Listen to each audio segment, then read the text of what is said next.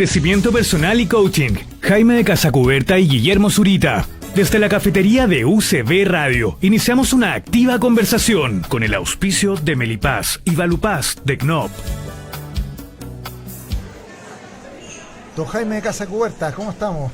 Muy bien, estamos pues. De vuelta. ¿Ah? Estamos en el aire. En el aire y al aire. De vuelta aquí en UCB Radio todos los días, de lunes a viernes, de 4 a 4 y media, marcando aquí el bienestar humano, don Jaime. Oye, y bienvenido a Chile nuevamente, pues. Gracias, don Jaime. Aquí estamos de vuelta. Estuvimos excusándote sí.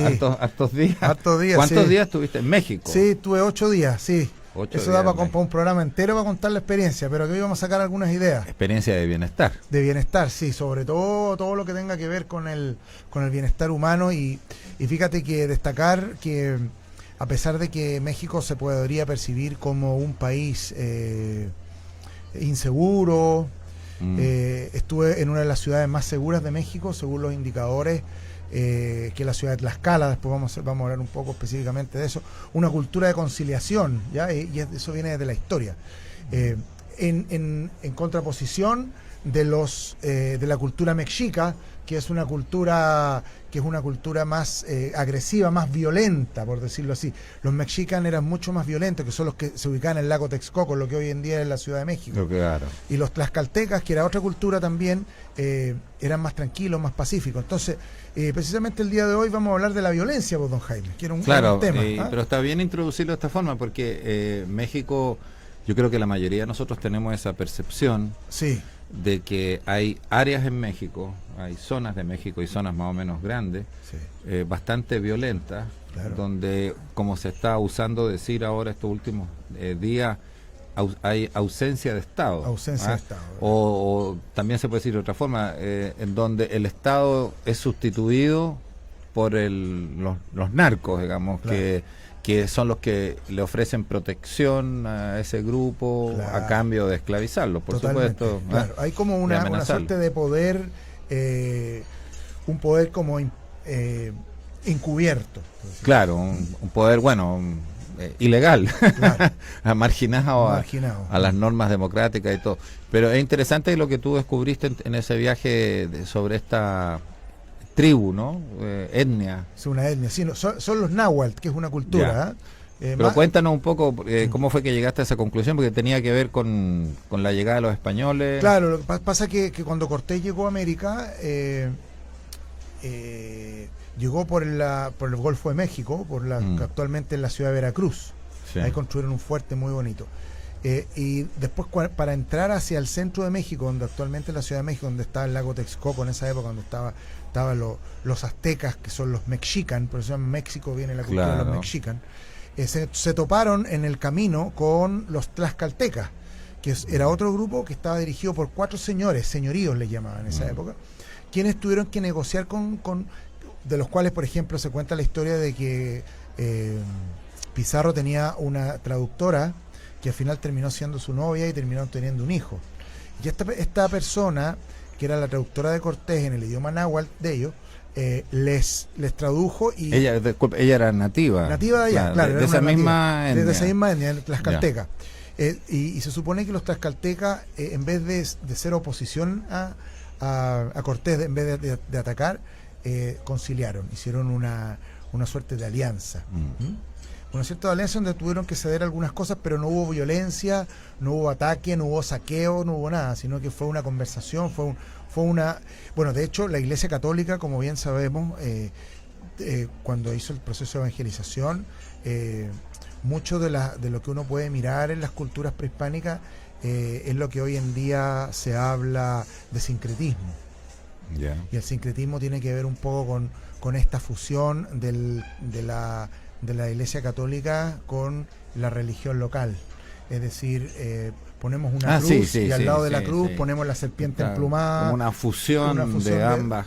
Es una forma de ambas creencias, claro. Que es lo mismo que hicieron en Bretaña con los romanos también, con el Imperio Romano y bueno, lo que pasó acá en las culturas prehispánicas hubo este sincretismo, es decir, tú ves una cruz y al lado de esa cruz ves una serpiente emplumada, que es el ídolo, que es Quetzalcóatl, que es el ídolo de la cultura mexicana, digamos, de los dioses mexicanos. Eso es una mezcla. Entonces, cuando llegó este Cortés a esta parte de Tlaxcala, a esta región de Tlaxcala, se encontró con unos señores que fueron muy cordiales con ellos y utilizaron la diplomacia.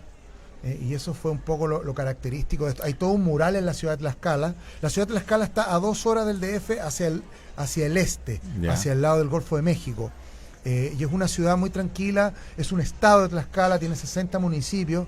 Tlaxcala tiene aproximadamente unos 40.000 habitantes, la ciudad, y el municipio tiene 1.200.000 habitantes, el estado de Tlaxcala. Entonces, y sigue siendo una pacífico, de las ciudades más seguras de México hoy en día, y es un fenómeno porque según las estadísticas que se maneja a nivel de hábitat de América Latina, Tlaxcala sigue siendo y manteniendo estos indicadores. De hecho, yo estoy haciendo un trabajo con ellos ahora en el tema de turismo y de marca ciudad. Entonces, lo importante de esto es que hay una cultura de cooperación, hay una cultura de negociación y en el fondo de no violencia. De no violencia, o evitar la violencia a como dé lugar. A como dé lugar, exactamente. Entonces, nos encontramos con que en América Latina, por lo general, y todo este fenómeno de la guerra, de la hambruna, que son los temas humanos que siempre han estado presentes en la historia. Cada vez que uno lee, o hay enfermedades, o hay hambruna, o hay guerra, que son los 3 elementos clave de nuestra cultura. Entonces nos vamos a referir en este caso en uno de estos 3 que tiene que ver con el tema de la guerra, que es la guerra que provoca la violencia, y como decíamos, la palabra violencia viene de un ejercicio de violentar, de la fuerza, claro, del uso de la fuerza, de un uso de la fuerza a ultranza y con es un doblegamiento de la voluntad, a través de la fuerza. Voy a apagar un poquito el aire, que aquí está medio frío. Aquí hace un calor en la ciudad de Viña del Mar el día de hoy. Pero está agradable acá. Tenemos como 20 y tantos grados, 22 grados hoy día en la ciudad de Viña del Mar. Preciosa ciudad. Yo creo que Viña del Mar, sigo insistiendo, tiene que ser la ciudad por el bienestar. Yo no sé por qué le dicen ciudad bella, pero yo sigo insistiendo que Viña del Mar es una ciudad del bienestar. Está bonito, tiene bonitos paisajes, está bonito para salir a correr. Como bien tú sabes, Jaime, que uno sale a correr por lo menos 3 veces a la semana. Tú eres un runner. Por la bahía, por el borde costero de Concón, por el borde costero de Concón, y tenemos esa maravillosa bahía que tiene Viña del Mar, por donde están los marineros, que le llaman, es preciosa, una ciudad hermosa. Yo creo que Viña del Mar merece más que una ciudad bella, una ciudad del bienestar, porque la belleza es relativa. Oye, y bañada por el Océano Pacífico. A propósito de lo que estamos hablando. Estamos hablando. Muy buena analogía. Buena cuña. Estamos en el Océano Pacífico y vamos a hablar de la violencia en general. O sea, ya estamos hablando. Estamos hablando de la violencia. Claro, ya estamos hablando. Bueno, yo creo que la violencia obedece también a un estado de supervivencia. Sí, claro. ¿Sí? Y aquí entramos a un tema prehistórico. O sea, tenemos que usar en la época de las cavernas, nosotros los homínidos, como le llamamos, Homo sapiens, ¿cierto? O podríamos llamar Australopithecus, si podríamos decirlo así, ya Homo erguidus. Empezamos recién a usar la violencia para podernos defender. Oye, ¿en cuál categoría estarías tú? Yo creo que estoy... No, yo estoy en Homo sapiens. No estoy en Homo sapiens. Yo te encuentro cara de Australopithecus. No, oye, es que el Australopithecus, te voy a contar, me pueden corregir cualquier amigo antropólogo acá. El Australopithecus tiene una gran particularidad. Es muy alto y es rubio. O sea, usted podría ser más Australopithecus que yo. Yo soy más morenito, yo soy más para el otro lado. Yo no sé si interpretar como violento tu comentario. No. Pero fíjate que los pueblos escandinavos, si nos vamos a las etnias, son bastante agresivos. O sea, los bretones. Bueno, estaba pensando justamente, estamos tocando el tema de la violencia, primero a partir como de culturas, ¿no? Pueblos, etnias. Y tú estabas destacando esta etnia, como en Nahuatl. Los Nahuatl, claro. Los Tlaxcaltecas. Los Tlaxcaltecas es una etnia. Es una cultura, los tlaxcaltecas. Sí. Y la Nahuatl es una cultura, que es un idioma, tiene un idioma, todo. O sea, los tlaxcaltecas se llaman a la población que habita en esa zona. Y a la cultura a la que ellos pertenecen. La cultura es náhuatl. La cultura es náhuatl. Sí. Ya, no es de los nahuales, no es nahual es otra cosa. Ya. Esos son los náhuatl. Náhuatl, con T final. Claro, es muy distinto. Ya, y estaba pensando, un idioma, todo distinto. Estaba pensando en contraposición a eso, por ejemplo, por lo menos la imagen que tenemos nosotros de los vikingos, de todos esos pueblos escandinavos, bastante violentos. No, y los bretaños, en la isla. También. De hecho, los vikingos miran a la isla Bretaña. O sea, desde Noruega, son 40 minutos en avión desde Noruega al Claro, hombre. pero los vikingos, por ejemplo, por lo menos te digo, tenemos esa imagen de que cuando ellos, los primeros viajes cuando llegaron a lo que hoy día es la Gran Bretaña, En Gran Bretaña, claro. no venían con ánimo de negociar ni nada, sino que conquistar violentamente. Ay. Era loco porque ellos... Llegaron a una iglesia, por ejemplo, una de las Sí. cosas típicas, y mataban a todos los curas y se robaban el oro y se lo llevaban. Era una cosa así, como que lo encontraban de lo más natural, ese ejercicio de violencia. Pero fíjate que dentro de la isla estaban los celtas, que es la Sí. cultura pacífica.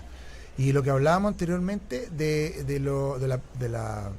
esta fusión era que cuando llegaron los cristianos, los católicos a invadir Sí. la isla, usaron también esta fusión de la cultura y se adaptaron a la cultura celta. De hecho, la cultura celta es muy pacífica. Oye, y está está ahora, te invito a enfocarnos más en nuestro país. Por ejemplo, estaba pensando, disculpa, la cultura mapuche es una cultura en realidad bastante pacífica también. pero Porque- resistente. Sí, pero es que, piensa que ellos nunca se definieron como guerreros, sino que lo que ocurría era algo bien lógico, que frente a una amenaza común Ellos se unían y ahí recién designaban al Toqui para que comandara todo esto en un afán de resistir. Te fijas, pero no es una cultura guerrera, Guerrera, como no. no sé, pienso en los espartanos, ponte que eran Que los espartanos educados desde niños desde niños, exacto. en el uso De de las las armas, las armas técnicas, de la y lucha todo. libre, todo, Pero claro. el pueblo Claro. mapuche, como pueblo, mientras no lo molesten, Es ¿ya? muy pacífico. Es súper pacífico. Sí. Y bueno, y qué opinión tienes tú de la cultura hispánica en el momento en que se produce la conquista? Mira, se habla mucho, De América. se cuenta en la historia, porque uno tiene que leer la historia del librito y la historia del no librito. Claro. La historia del librito dice que los conquistadores que llegaron en el de lo peor de España, que llegaron aquí a América. Pero hay otra Pero historia, no es tan hay así, otro ¿eh? librito Sí. que dice que no, Claro. que llegaron gente de mucha educación También, a, claro. a poblar algunos lugares de América, Sí. con una visión y con muchos ingenieros, muchos técnicos, arquitectos. Si uno empieza a mirar todo lo que es la construcción de los castillos prehispánicos en ciudades como Veracruz, por ejemplo, que me tocó estar ahí, Sí. ellos construyeron un castillo maravilloso a través de toda una arquitectura, digamos, de esa época. Entonces, no creo que hayan sido todos ladrones los que llegaron, de los españoles que llegaron a América. O sea, también hay que desmitificar. Pero esa mira, parte. yo quiero hacer un comentario. Cuando Colón llega a América, en su primer viaje, él toma cautiva, digamos, algunos indígenas Sí, y los lleva a España y se los muestra a la corte española. sí. Y él los ofrece, en el fondo dice, porque no llevó oro realmente, No. ¿ya? Entonces dice, bueno, no traje oro, pero les tengo Esta no, esclavos, esclavos, ¿ya? claro. Estos serían muy buenos esclavos y hay muchos. Y justamente la corona, ¿ya? Bueno, Isabel y Fernando, los reyes católicos, le dicen a él, le responden, no, nosotros no vamos a esclavizar, ¿ah? Vamos Sí. a evangelizar, ¿ya? Claro. Ahora, hay un doble estándar también, porque en la práctica no ocurrió así. La O sea, en la evangelización práctica partió fueron con una- esclavizados, ¿no? Claro, con una esclavitud, claro. Claro. Vamos con una canción a propósito del tema y regresamos, y comercial y regresamos. Oye, tengo un invitado para hablar de-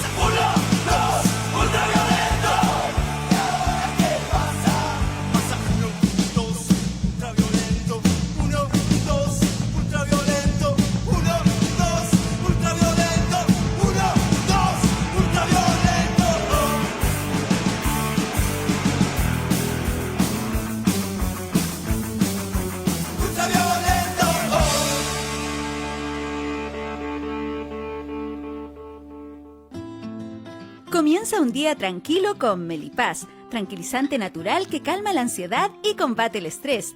Y si el insomnio aparece, deja de contar ovejas y toma Valupaz, medicamento natural para el insomnio. Cámbiate a lo natural con los productos de NOP Laboratorios. Vive tranquilo con Melipaz y logra un sueño reparador con Valupaz. Pide tu Melipaz y Valupaz en todas las farmacias del país. Ya estamos de regreso, en vivo y en directo aquí por la UCB Radio. Aquí estamos en Facebook Live, también aquí en la radio UCB. Don Jaime, estamos hablando de la violencia, hemos hablado de las culturas y estábamos hablando de nuestra propia cultura, si es violenta o no. Estamos acercándonos a nuestra cultura. Bueno, la premisa con la que partimos fue entender o determinar de que existen ciertas culturas o ciertos pueblos, ciertas etnias que han demostrado en el mundo ser más pacíficas y otras más violentas. Y en el caso de Chile, pensando en el pueblo mapuche en general, mi percepción es que es un pueblo súper pacífico y que solo frente a una amenaza común ya se unen y designan a su toqui y van a la guerra. Pero hay algo, si van a la guerra, van a la guerra. O sea, y ahí pueden ser irrevocables.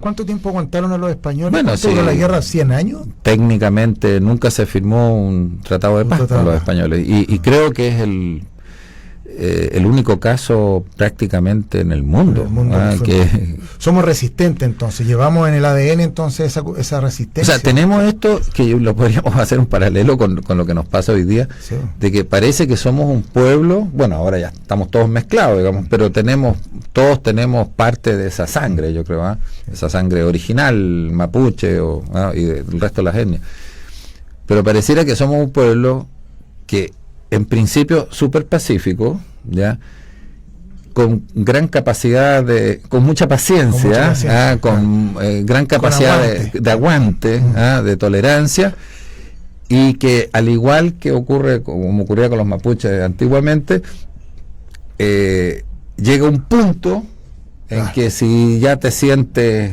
atacado, abusado, etcétera, podemos explotar. Y la reacción puede ser muy violenta. Muy violenta. ¿Ya? Porque el mapuche, cuando ya entra en estado de guerra, puede ser muy violento también. No, y fíjate que respecto a eso, Jaime, hay un punto, y yo creo que hay un elemento en nuestros pueblos que tiene que ver con la gallardía que le llaman. O sea, como con ese ímpetu de poder lograr lo que se propone. Y eso me parece que es un elemento a destacar también, aparte de la violencia que podría desatar este sentimiento, esta represión. Está también la forma, y como bien la palabra violencia tiene que ver con fuerza, esta fuerza, ¿cierto?, que se ejerce para defender o defender una idea, un derecho.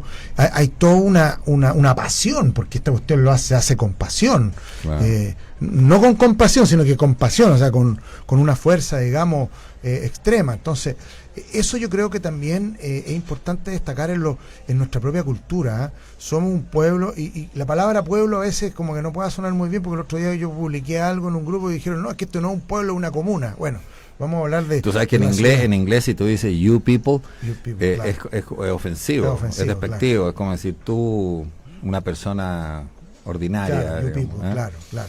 Pero como vivimos entonces en una cultura, nosotros los chilenos somos muy, por decirlo así, no quiero generalizar, pero le ponemos fuerza, le ponemos empeño a las cosas, y eso es muy importante destacar, y yo creo que lo que hemos estado presenciando también tiene mucha fuerza.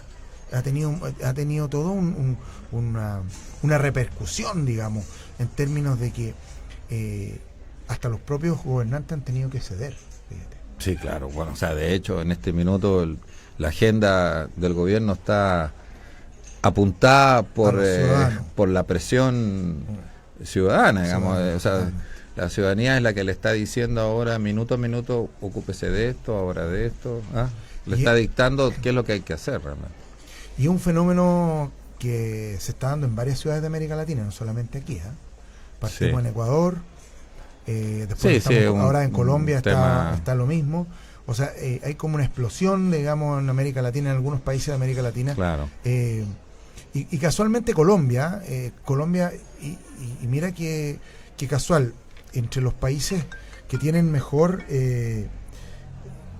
indicadores de educación, está Colombia, está Chile, está Uruguay, y fíjate que estas explosiones han sido en países donde los niveles educacionales son los más altos de América Latina. Bueno, en Francia también. Francia, bueno, estamos hablando de América Latina porque ya Europa sí, no, pero a nivel mundial, o sea, eso te va demostrando que no tiene que ver necesariamente con el nivel de educación, ¿eh? Bueno, yo lo que veo insisto en esto, algo que puedo percibir en Chile, es que en general yo creo que nosotros somos un pueblo súper pacífico, también ordenado, trabajador, somos un pueblo que le echa para adelante con mucho punch, con mucho empeño y también con mucha capacidad de aguante, sí, con mucha tolerancia, y que al mismo tiempo tenemos un límite, y cuando ese límite se supera, aparece la otra parte nuestra, que es la otra cara, Jake, el Mr. Jake, claro, ¿no? que puede ser muy violenta, claro, y muy fea, muy agresiva, muy irracional también, sí, ya completamente irracional. O sea, es que ya no, ni siquiera estás destruyendo al enemigo, sino te destruyes a ti mismo, destruyes a los tuyos, a tus pares, ya no hay ninguna discriminación de nada. Pero también está la otra violencia, ¿no? Porque la violencia del abuso. Claro, la palabra violencia está como de moda, ahora todo es violento. Claro. Yo te contaba fuera del micrófono que yo fui a hablar con una psicóloga que estaba viendo al niño en unos temas, entonces me empezó a hacer todo el flujo porque digo, ahora hay un flujo de violencia, entonces usted le deja de hablar al niño y es violento. Es violento. Usted le dice una palabra y es violento. Entonces usted se va un día de la casa, es violento. Todo es violencia. Entonces, ¿hasta qué punto nosotros podemos definir que la violencia es un recurso negativo? Porque muchas veces a lo mejor ser violento, como hablamos inicialmente en el programa, en nuestros orígenes, en la prehistoria, la violencia se usaba para la sobrevivencia, digamos, el instinto de sobrevivencia.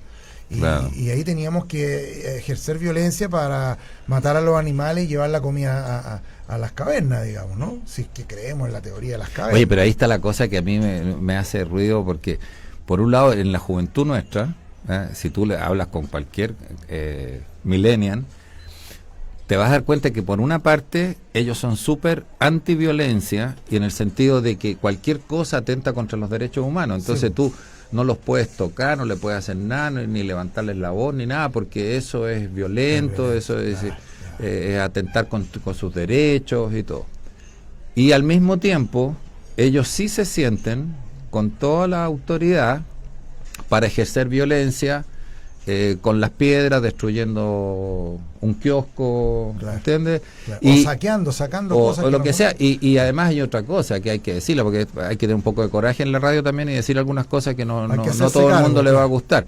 Pero fíjate que a veces estos mismos estudiantes, que en el fondo también eso se ha estado diciendo, hay el rector Carlos Peña de la Universidad de Portales, él ha estado hablando de esto, de que esto tiene de mi universidad, mira, con la pulsión estudiantil, que además tampoco tiene que extrañarnos tanto, porque en general este tipo de movimientos suelen ser liderados por gente muy joven. Bueno, muchos de estos jóvenes realmente, claro, a lo mejor no son ellos el que está tirando la piedra o destruyendo o quemando, pero están mirando y no hacen nada tampoco, ¿entiendes? Es como... Claro, una actitud... Lo asumen como un costo necesario, no sé cómo lo interpretarán, pero no hacen nada por evitarlo. Es como parte de... Claro, una actitud... O sea, yo no tiro las piedras, pero si veo a alguien tirar, yo tampoco digo nada. O si veo a alguien sacar un semáforo, me parece... Y hasta tú ves como lo celebran y saltan encima del semáforo. O sea, es una cosa... Sí. Sí. ¿Te fijas que es como raro? Mira, que estamos llegando al tema del doble estándar. El doble estándar. Parece que viene desde la época de los españoles, cuando la corona decía, no, hay que evangelizar a los indios, pero en la práctica los esclavizaban. Es una cosa muy... Es el doble estándar de la psique humana, pues, como decían los... O de nuestra cultura latina. Podría ser, o la psique, bueno, yo creo que es parte de la psique humana también, pero se puede, a lo mejor en nuestra propia cultura del nunca quedan mal con nadie, que es como deberíamos haber puesto la canción de los prisioneros, nunca quedan mal con nadie, pero es como parte de nuestra cultura América Latina decir que no, claro. Fíjate, el decir que no, fíjate que les cuesta aquí a los latinos decir que no, y el chileno en general yo creo que es un país donde sí decimos no, sí sabemos decir que no, pero también está ese doble estándar como que...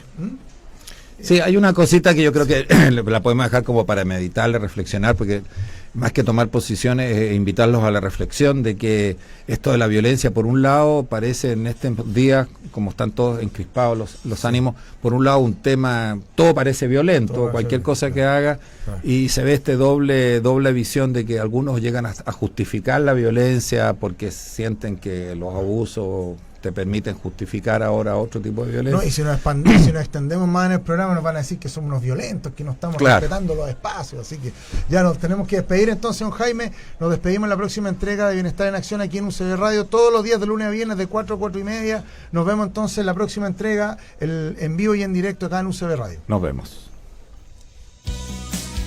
Bienestar en Acción, un espacio distendido de conversación sobre temas que a todos nos involucra, tomando de la contingencia las noticias con tono positivo y humor, con la experiencia de sus conductores